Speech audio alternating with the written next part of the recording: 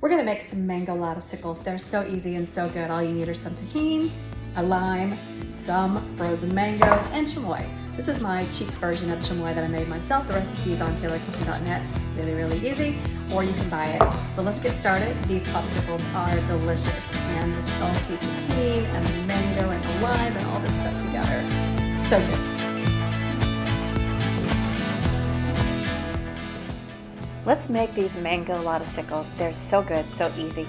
First, you add that frozen mango and the zest and the juice of a lime to your food processor or a really good blender and give it a blitz until it's nice and smooth. Then you need to layer in first some Tahin seasoning, which is a nice chili lime seasoning, then your mango mixture and your chamoy. Layer those and they'll be so beautiful. Put a popsicle stick in it. If you don't have a popsicle mold, you can do the same thing with a cupcake tin lined with cupcake liners, and then just layer in again the tahini and then the mango and chamoy, and then put popsicle sticks or sucker sticks, whatever you've got in those, freeze them. I'm telling you, these are really good.